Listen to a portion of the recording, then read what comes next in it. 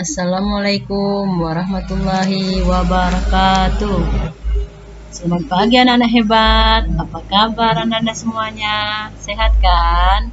Di masa pandemi COVID-19 ini, kita harus selalu mengikuti protokol kesehatan, yaitu selalu mencuci tangan, memakai masker, dan juga menjaga kesehatan tubuh kita agar kita semua terhindar dari COVID-19. Sebelum memulai pembelajaran ini, kita berdoa dulu ya menurut agama dan kepercayaan kita masing-masing. Berdoa mulai. Selesai. Hari ini kita belajar tema 4, yaitu tentang berbagai pekerjaan. Subtema 1, jenis-jenis pekerjaan. Adapun tujuan dari pembelajaran ini yaitu 1. Setelah menganalisa peta, siswa mampu mengidentifikasi kondisi geografis dan pekerjaan dengan tanggung jawab. Setelah mengamati gambar dan berdiskusi, siswa mampu menjelaskan hubungan antara sumber daya alam dan kondisi geografis dataran rendah, dataran tinggi, dan juga perairan dengan tanggung jawab.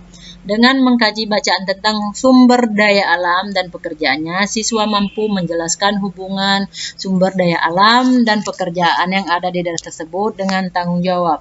Setelah menganalisa gambar, siswa mampu mengidentifikasi pekerjaan-pekerjaan yang ada di daerahnya dengan cermat.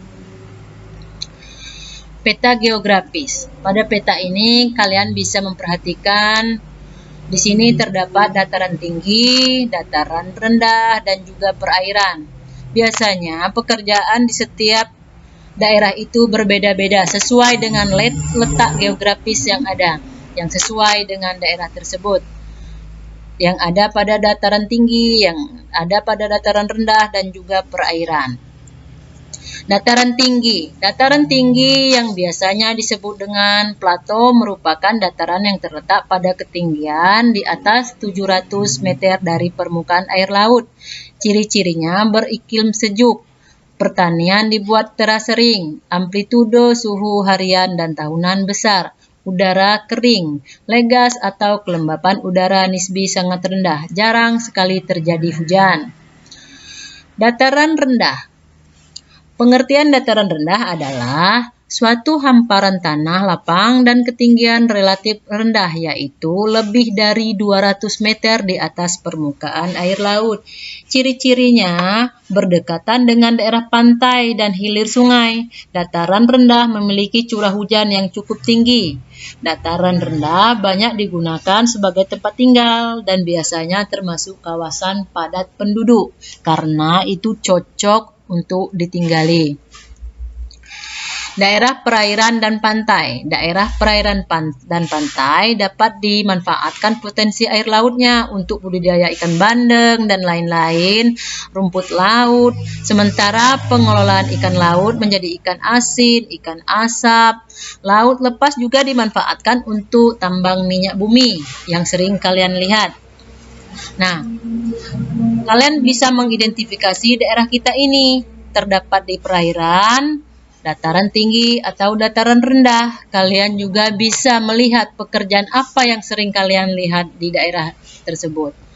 Nah, menurut kalian perhatikan gambar di atas ini. Menurutmu pekerjaan apa saja yang ada pada gambar? Pekerjaan apa saja yang ada di daerah sekitarmu? Kalian bisa melihat. Kalian tinggal di mana? Di dataran tinggi atau dataran rendah? Atau juga perairan? Nah, nanti kalian kalau sudah tahu kalian tinggal di letak geografis yang mana, kalian juga tahu pekerjaan apa yang cocok atau yang sering kalian jumpai di daerah sekitarmu. Nah, pada gambar, perhatikan pekerjaan apa itu yang ada pada gambar. Biasanya pekerjaan ini yang sering kalian lihat di daerah pantai, seperti daerah yang kita tinggali ini. Kita sering melihat pekerjaan ini. Nah, sekarang kita membaca, yaitu cara membuat ikan asin yang sering kita jumpai di daerah kita ini. Pertama, siapkan ikan yang akan dibikin ikan asin. Terus, ikan-ikan dikumpulkan dalam satu wadah.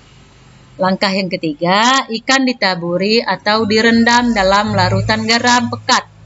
Ikan-ikan yang besar biasanya dibelah atau dipotong-potong lebih dahulu agar garam mudah meresap ke dalam daging. Diamkan selama 10-24 jam.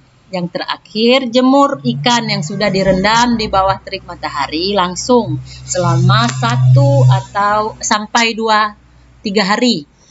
Ikan asin tidak akan bau dan aman dikonsumsi karena konsentrasi garam yang tinggi, dan menyusutnya cairan sel akan menghentikan proses autosolis dan menghambat pertumbuhan bakteri dalam daging ikan. Setelah itu, ikan-ikan ini dijemur, direbus atau difermentasi untuk meningkatkan keawetannya. Nah, sekarang tugas individu kalian berdasarkan bacaan itu, tuliskan kembali proses pengolahan ikan asin di buku tulismu.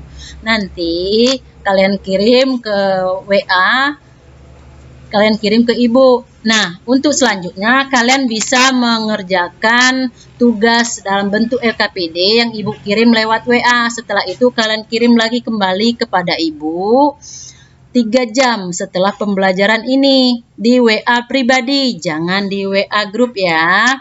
Nah, sekarang kalian selamat bekerja. Demikian pembelajaran hari ini, anak-anak semangat ya. Kesimpulan pembelajaran hari ini adalah pekerjaan yang ada di lingkungan kita biasanya sesuai dengan letak geografis yang ada. Misalnya di daerah kita ini terdapat daerah pantai atau perairan, maka pekerjaan yang banyak terdapat di sini yaitu nelayan. Tugas yang ibu kirimkan itu ibu tunggu 3 jam setelah pembelajaran ini. Demikian, wassalamualaikum warahmatullahi wabarakatuh. Tidak lupa ibu mengingatkan kembali, tetap ikuti protokol kesehatan agar kita terhindar dari COVID-19. Selamat bekerja anak ibu, semangat.